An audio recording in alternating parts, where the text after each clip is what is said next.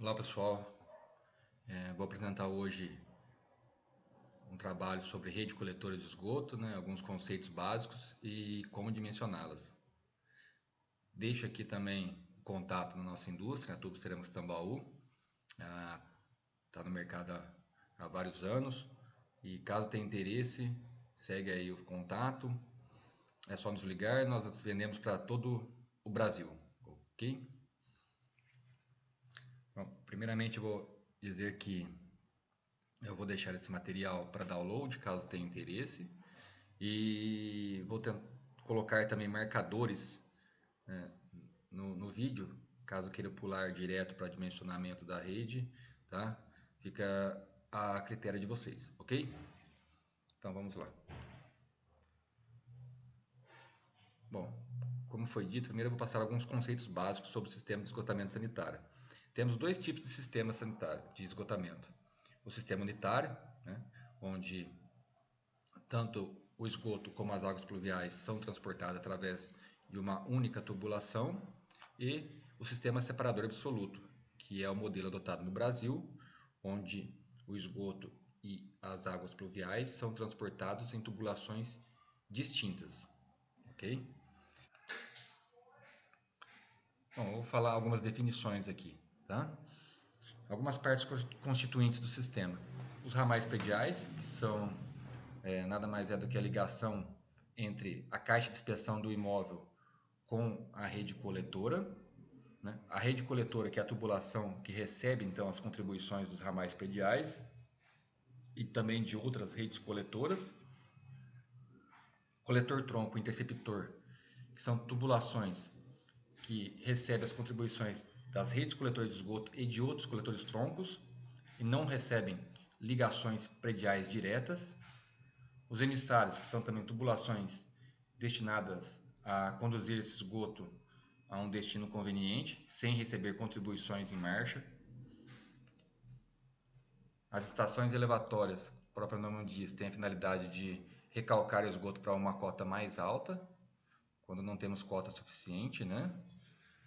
O sifão invertido, que são estruturas construídas para transpor alguns obstáculos, cursos d'água, né? Onde trabalha-se sob pressão, né? E a estação de tratamento, como o próprio nome diz, é o local onde é feito o tratamento do esgoto, né, através de processos físicos, químicos ou biológicos, para remover essa carga poluente e devolver então esse efluente tratado, né, em conformidade com os padrões exigidos pela legislação ambiental, né? Aqui é apenas um croquis, né, de algumas partes constituintes, em verde aqui a rede coletora, esse pretinho aqui um ramal predial, esse azul seria um coletor tronco e esse em vermelho aqui um interceptor. Vou falar também sobre alguns acessórios, né, das redes coletoras, que são posto de visita, que é uma câmara visitável para realização de manutenção e inspeção, né, para permitir então os trabalhos de limpeza e de substrução, e ela pode ser visitável e deve ser usada obrigatoriamente nos casos em que há mais de dois trechos chegando em uma saída, né? Na confluência que exige a colocação de tubo de queda, quando a tubulação está chegando mais alta, né? É necessária a utilização de um PV.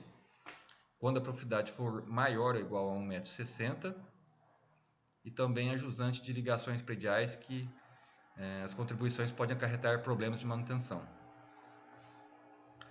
Aqui está uma figura, um posto de visita, esse feito em alvenaria. Os postos de visitas têm, geralmente, tem no mínimo 1 m de diâmetro, né? Aqui está o desenho, um esquema aqui do tubo de queda, né? Esse tubo de queda, então, ele é utilizado quando a chegada do esgoto está acima de meio metro, já é indicado a instalação do tubo de queda para evitar que esse esgoto, quando ele caia no fundo do PV, cause dano, então, a essa laje de fundo. Então, quando Se tiver uma chegada mais alta, maior do que meio metro, é indicada então a instalação desse tubo de queda, ok? Aqui é uma outra imagem de um posto de visita feito em aduelas de concreto.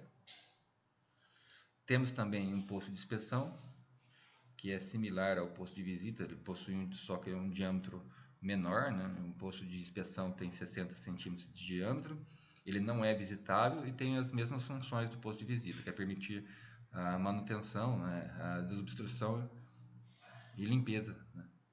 da rede coletora, ok? Deve ser utilizado na confluência de até 2 trechos e uma saída, duas chegadas, somente duas chegadas e uma saída, ok? Passar de duas, se tiver mais de duas, tem que ser um PV. Nos pontos com degraus de altura igual ou inferior a meio metro, então até meio metro pode, quando tiver uma chegada até meio metro pode ser utilizado, acima disso seria necessária a instalação de um tubo de queda, consequentemente a execução de um PV. E profundidade do coletor até 1,60 m. E também são indicados para diâmetros até 200 milímetros. Quando o diâmetro do coletor tiver até 200 milímetros, pode ser utilizado então um posto de inspeção. Aqui está uma figura do posto de inspeção, feito em aduelas de concreto. Vejo também aqui o terminal de limpeza, que é uma estrutura que não é muito indicada a sua execução, mas eu deixo apenas aqui porque ela consta, né? E talvez haja municípios que ainda utilizem esse tipo de estrutura, né? Mas não é muito indicado, que tem a função também de permitir a limpeza e desobstrução da rede. Ok? São sempre instalados nas pontas secas, nas cabeceiras das redes coletoras. Aqui está uma figura de um ramal predial, né? Demonstrando a profundidade mínima da rede coletora.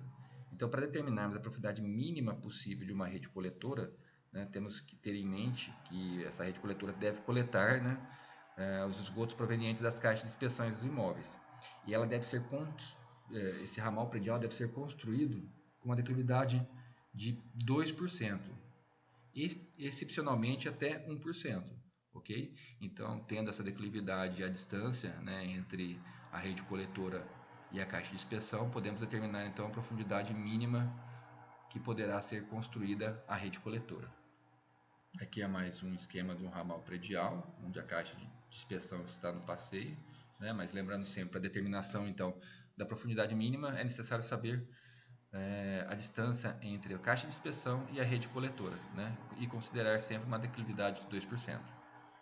Com relação à posição da rede coletora na via pública, ela pode ser construída em qualquer local, né?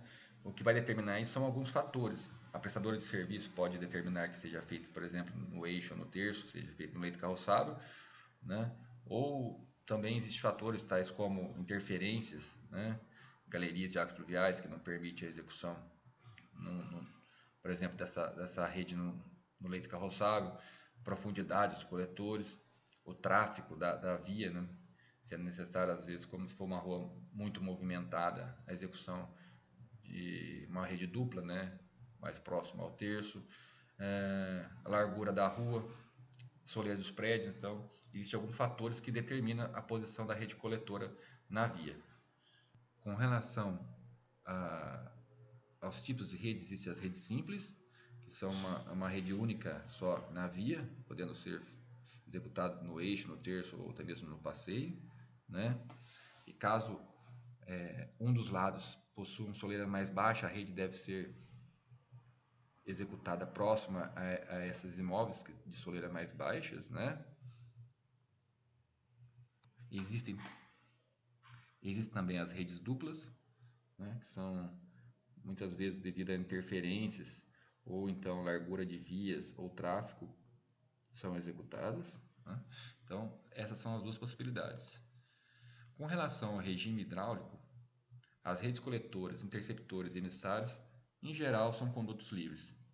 Os emissários também trabalham como condutos livres, havendo também conduto forçado por gravidade, e os sifões invertidos, linhas de recalque das elevatórias e emissários submarinos, que são condutos forçados por gravidade ou recalque.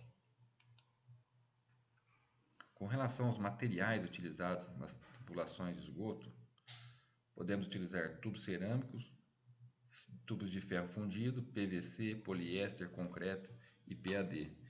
Eu particularmente sou favorável ao uso do tubo cerâmico devido a seu histórico, né, já conhecido. Temos ocorrência de rede de 500 a.C., né, comprovadamente uma durabilidade superior a 100 anos. Então, no meu ponto de vista, é um excelente material para a execução, ok? Bom, vamos falar agora sobre dimensionamento. Deixo aqui algumas normas para projeto, né, para consulta, e vamos então falar sobre dimensionamento das redes coletoras de esgoto. Bom, no dimensionamento das redes coletoras de esgoto, temos que atender a dois critérios ao mesmo tempo, né? Temos que dimensionar a rede de tal forma que a vazão máxima do final de plano provoque uma lâmina líquida máxima inferior a 75%, e também temos que verificar se para a vazão mínima haverá arrasto de sólidos e o controle de sulfeto de hidrogênio. Para isso, temos que escolher um diâmetro da tubulação e uma declividade da tubulação de tal forma que seja mais econômico possível, ok? Essa é a função do dimensionamento. Garantir a esses dois critérios, alterando-se o diâmetro, verificando o diâmetro da tubulação e a declividade, e buscando os menores custos possíveis. Com relação à construção, temos algumas limitações, por exemplo, com relação à profundidade, né? As profundidades máximas possíveis no passeio é de 2 a 2,5 metros, no eixo de 3 a 4, no eixo no terço de 3 a 4 metros. E quando os coletores estão abaixo de 4 metros, é necessário executar uma rede auxiliar para receber as ligações prediais. Já com relação à profundidade mínima, temos que garantir um cobrimento, né, mínimo para a proteção da tubulação, e isso pode variar de acordo com o tipo de material. Além disso, é necessário verificar se essa declividade mínima, se essa profundidade mínima, né, é possível fazer a coleta dos esgotos, das caixas de inspeções dos imóveis, como nós falamos anteriormente, né? A norma diz que a profundidade mínima possível seria no leito de 90 centímetros e no passeio de 65 centímetros. Com relação às vazões de dimensionamento, né? Aqui está as fórmulas utilizadas, né? A vazão inicial de início de plano, que seria o K2 vezes a vazão média de início de plano, mais a vazão de infiltração de início de plano, mais a somatória das vazões concentradas, né? E a vazão final, que seria o K1 vezes o K2 vezes a vazão média de final de plano, mais as vazões de infiltrações, mais as vazões concentradas, caso hajam. Lembrando que o menor valor da vazão em qualquer trecho deve ser de 1,5 litros por segundo.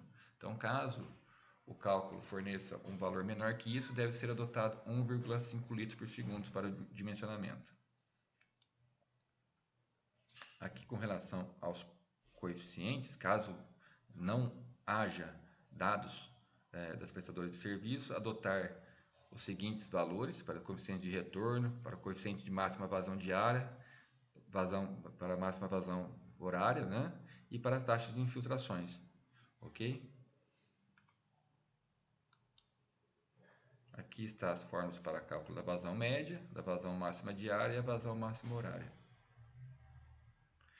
Com relação ao consumo, esse aqui é o consumo per capita, caso não haja